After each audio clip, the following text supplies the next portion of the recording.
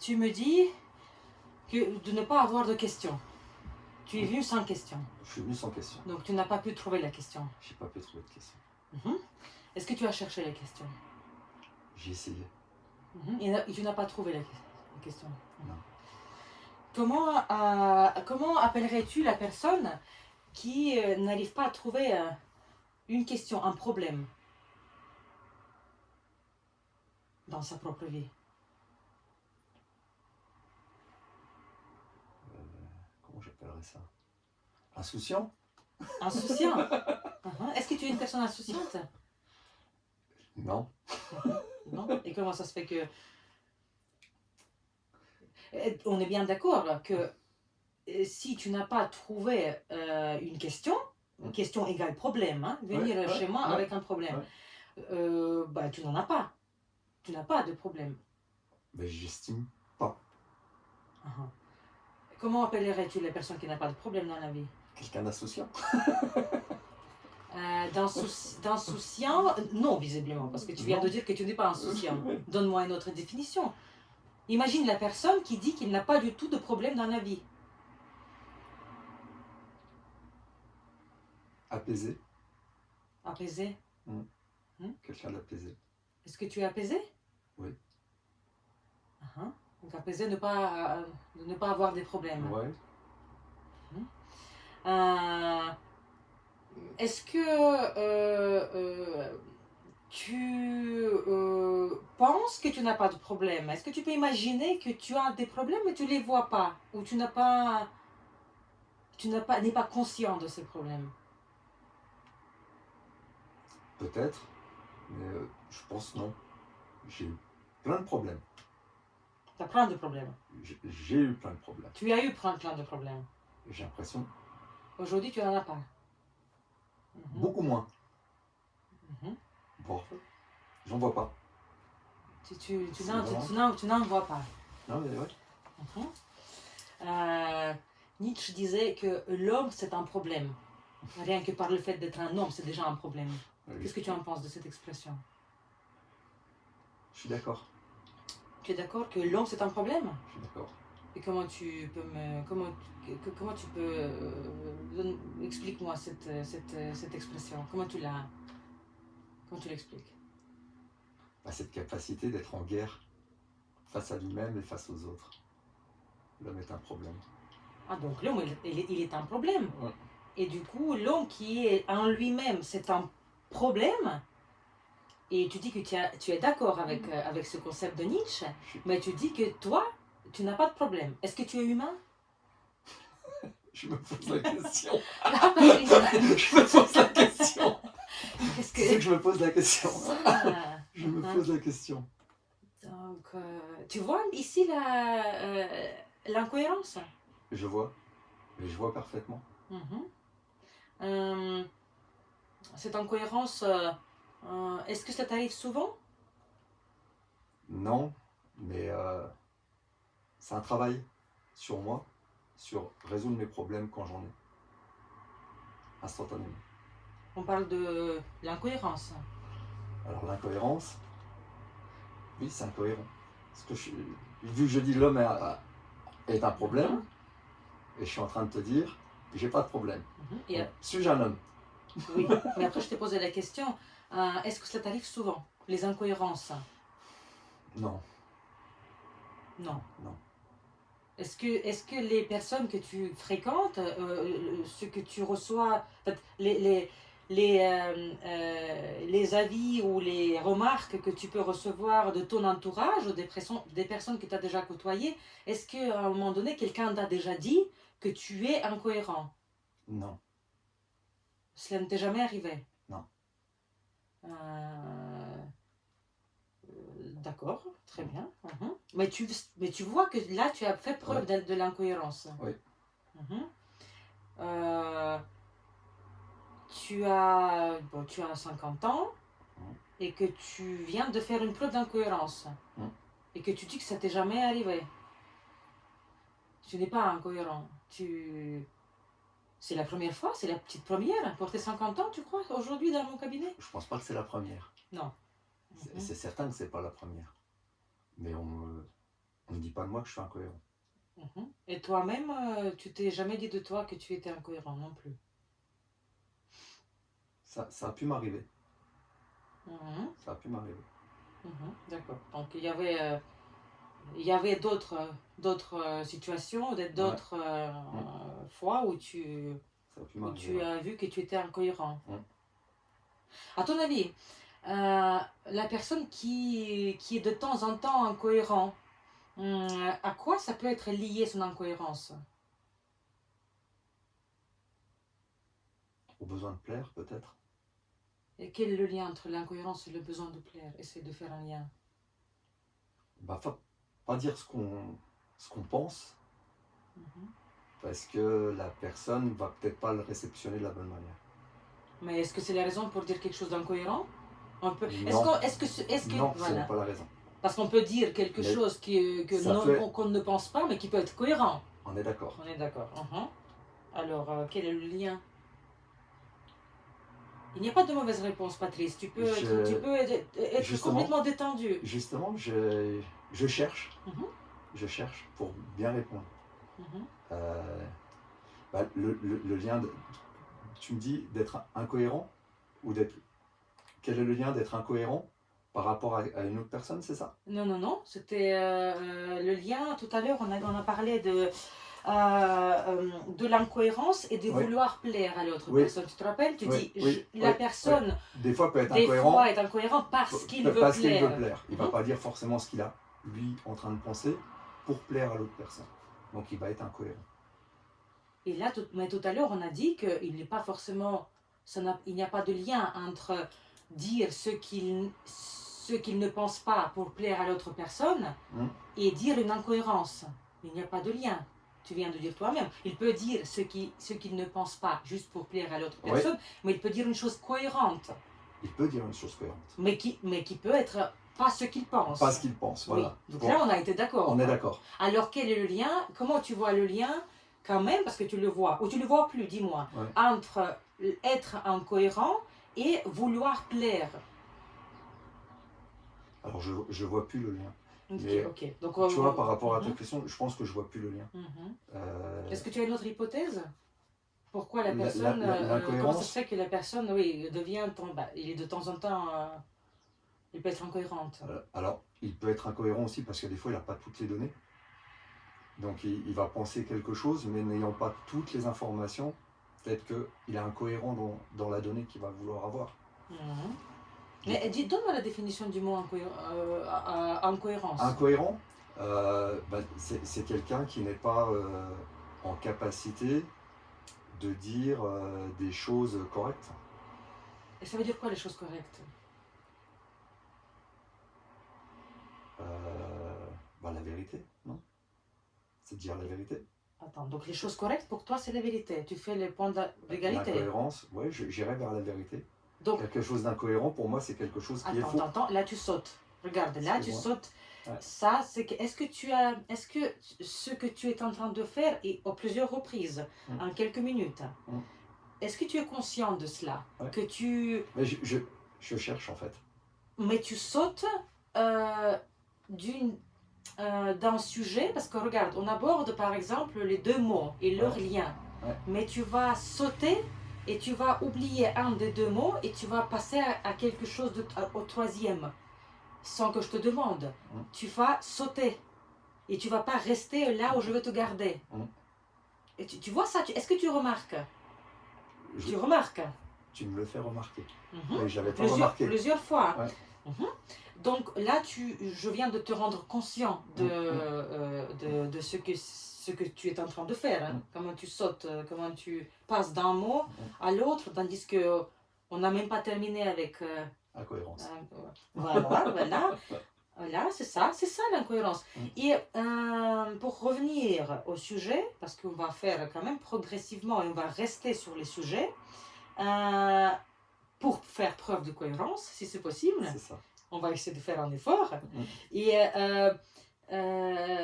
donc, dans le dernier sujet, rappelle-moi ce que c'était. C'était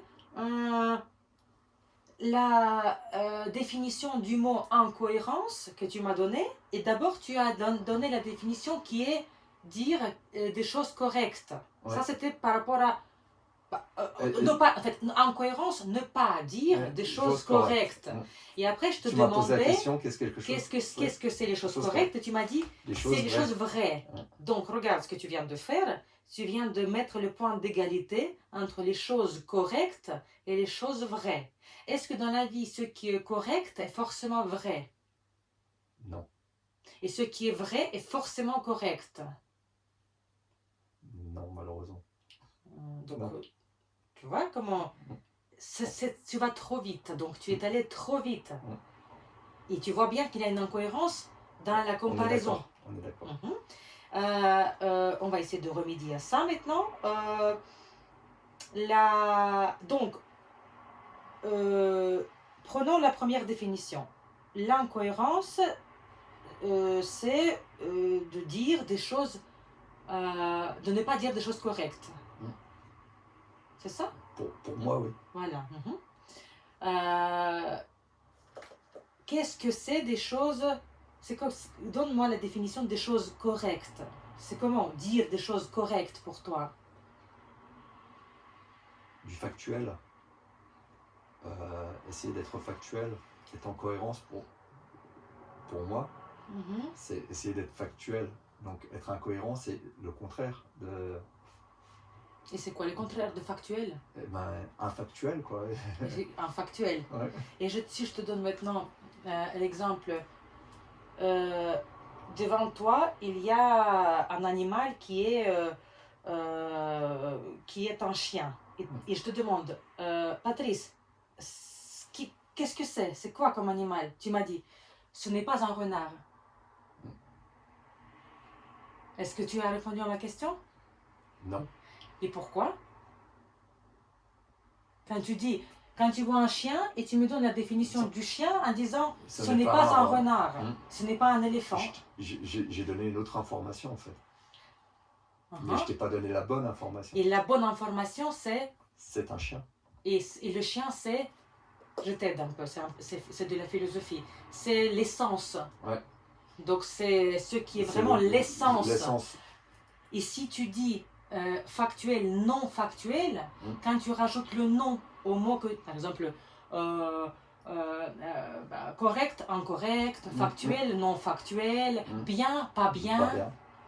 Quand tu dis avec pas, en utilisant le mot, le même mot, mais pour fabriquer l'inverse, tu rajoutes le pas, ça ne montre pas son essence. Tu es bien d'accord? On est d'accord.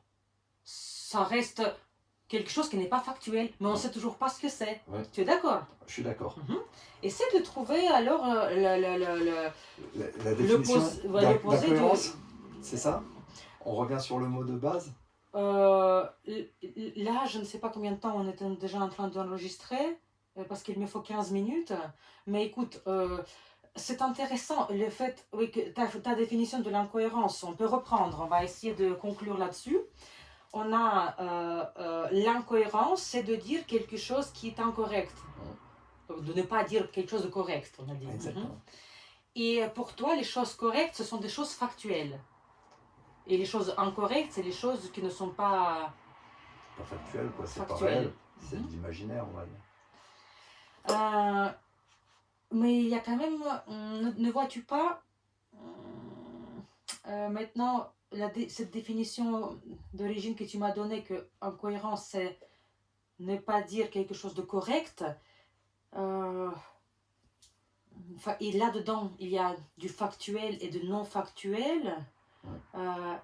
Est-ce que tu crois que c'est autour du factuel, l'incohérence? C'est vraiment dans cette histoire de factuel, pas factuel? Ou... Je dirais que c'est plus complexe que ça. Et si je te dis que c'est beaucoup plus simple que ça? Alors... Parce que tu as la tendance de compliquer. Alors, on t'a déjà dit que tu as la tendance de compliquer les choses? Peut-être. Oui. Peut-être. Essaie d'être le plus simple possible.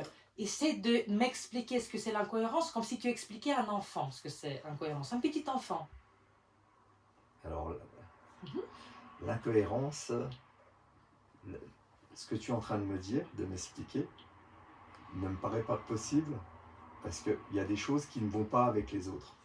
dans la logique dans Voilà. laquelle tu es en train de me parler, Mhm. il y a des choses où il n'y a pas une fluidité et il y a des aspérités que je ne peux pas comprendre. Très bien. Stop. Là, regarde, ici. Déjà, tu vois que c'est un peu... cette définition-là, déjà tu es plus à l'aise parce que Ouais. tu parles aisément. Ça t'a aidé Ça la m'aide à comparaison parler. avec l'enfant. Quand je t'ai dit, imagine que tu Exactement. parles à un enfant. Oui.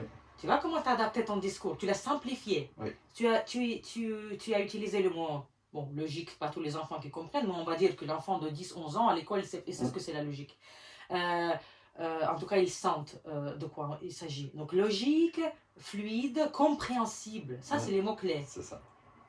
Ce qui est logique et ce qui est compréhensible. Quand tu ne comprends pas, il y Ça a veut dire- l'incohérence. Tu ne comprends pas. Voilà. Exactement. Voilà. Donc là, c'est une, disons, on peut faire mieux comme définition, mais là, on va se contenter de cette définition. On peut Est-ce faire que ça mieux. te plaît, cette définition? Moi, elle me plaît bien parce que je la comprends. Et la première, alors, tu ne la comprends pas, celle que tu m'as dit en premier. Bah, elle était trop courte. Parce que l'incohérence, c'est plus compliqué, plus complexe. On vient d'être d'accord, Mais, c'est simple. mais toi, tu me dis que c'est simple. Mais est-ce que tu es Faut d'accord plus de avec mots. moi que cette deuxième définition, elle est plus simple? Elle est plus simple. Mais il y a plus de mots. Oui, mais elle est plus simple. Elle est plus simple. La première te paraît aujourd'hui, bon, tu vas pas l'accepter, tu ne la veux pas, tu vas pas la garder. Non. Mhm. Si je dois l'expliquer, je vais pas la garder comme ça. Très bien, donc tu as vu qu'on peut toujours trouver une définition ou même on peut dire des choses d'une façon compréhensible. Il suffit de... c'est facile à dire, mais c'est un bon conseil qu'Einstein a donné. Essayer d'expliquer la chose compliquée, essayer de l'adapter pour rendre simple, comme si vous l'expliquiez aux petits-enfants. Et ça, c'est la clé. Donc ça va rendre ton discours simple, clair et compréhensible. Ça peut être intéressant comme Et ça me plaît. Dis-moi, bon, on va terminer là-dessus. Dis-moi ce que tu en as pensé de cette discussion. Je trouve ça très intéressant parce que au départ, on a tendance à se limiter dans des mots, dans un vocabulaire, et on se rend compte qu'on se limite aussi notre esprit. Et petit à petit, on se libère un petit peu, et on arrive à amener l'essence de la structure du mot. Est-ce que cela t'a aidé de prendre conscience de tes incohérences à cet instant même, quand tu les faisais? Oui, ça m'a simplifié. Mais tu les as vus, tu les as compris. Je les ai vus et je me rends compte que des fois on croit être cohérent et on peut être incohérent. Très intéressant. Et ça c'est intéressant parce que on croit des fois être compris et dans notre dialogue il y a des incohérences qui ne permettent pas d'être bien compris parce qu'il y a peut-être des choses qui sont oubliées que l'autre n'a pas forcément. Donc c'est important de prendre conscience. De prendre conscience de ça. Et pour prendre conscience, quel élément t'a aidé dans notre discussion pour prendre la conscience? Est-ce que c'est mes questions? Est-ce que c'est la manière insistante de les poser? Est-ce que c'est le stress? Qu'est-ce qui t'a aidé à comprendre cette incohérence? C'est le questionnement que tu pratiques. Et c'est le questionnement que je me faisais aussi à moi-même pour essayer de rendre les choses simplifiées pour qu'elles soient bien comprises et bien analysées. Donc c'est à la fois ton questionnement et ma réflexion en disant comment je vais faire pour dire peu mais bien.